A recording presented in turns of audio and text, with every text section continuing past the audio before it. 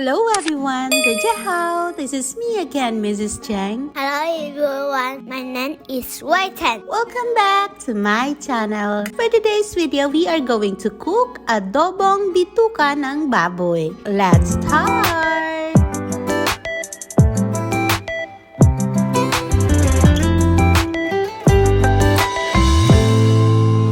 Here are the ingredients of pork intestine adobo. This is based on the order in which the ingredients are added while cooking. The ingredients are oil, ginger, garlic, onions, pig intestines, this is pre-boiled, pork cubes for seasoning, pepper, bay leaves, oyster sauce, rice wine, sesame oil, powder seasoning, Maggi seasoning, and onion leeks.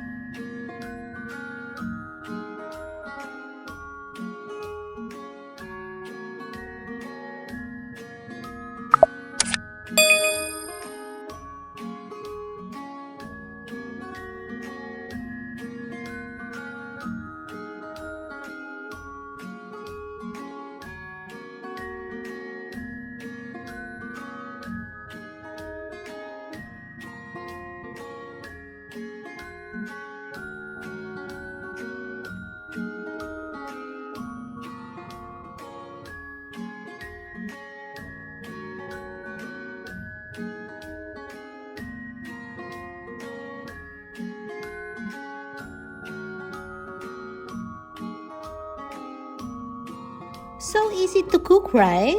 If you are new here on my channel, please don't forget to like, comment, share the video, and subscribe to my channel. Nagugutom na ako kaya tara, kain na tayo!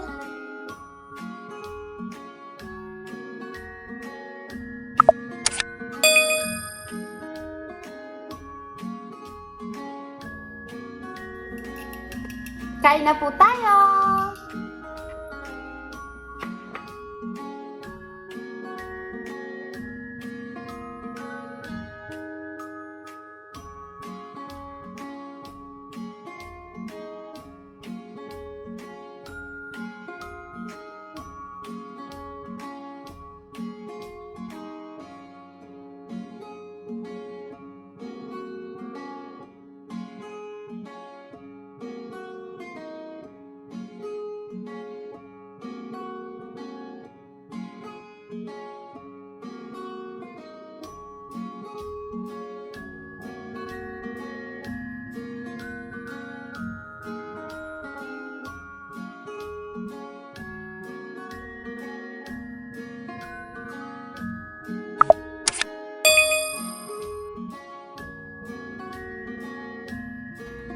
Thanks for watching! Bye-bye!